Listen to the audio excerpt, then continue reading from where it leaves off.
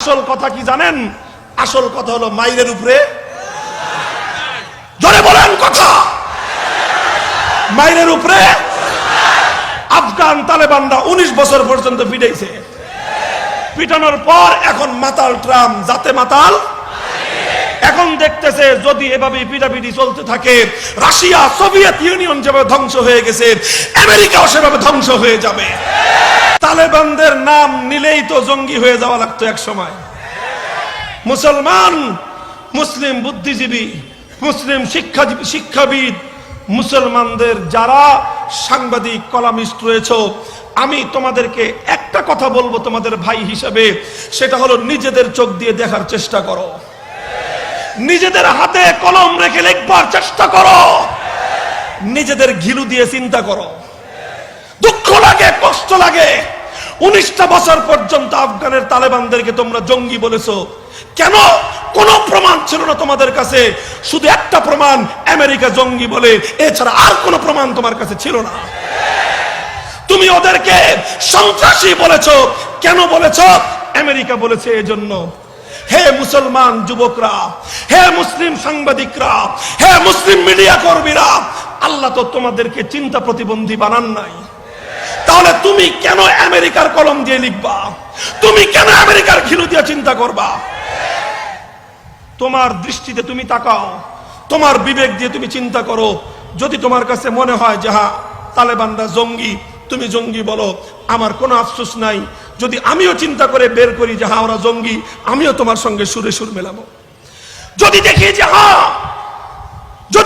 হ্যাঁ মুসলমানদের প্যালেস্টাইনের মুক্তিযোদ্ধারা ওরা আসলে সন্ত্রাসী, নিজেরা বিবেক দিয়ে বিবেচনা করে যদি পাই আমরা সন্ত্রাসী বলবো, কোনো আপত্তি নাই।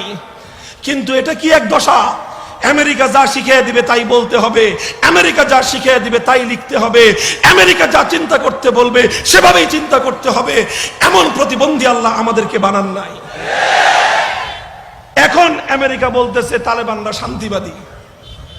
এখন কাতারের দোহায় রাজধানীতে নিয়ে পিটিশ পিটিশ খাতির মারাও।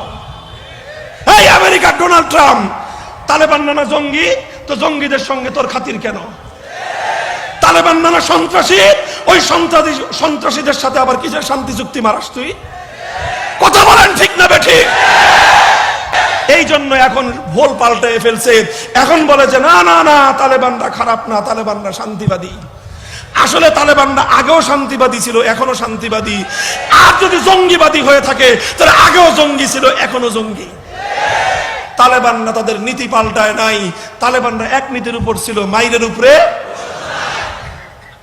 এজন্য সোজা হয়ে গেছে মাতাল ট্রাম্প।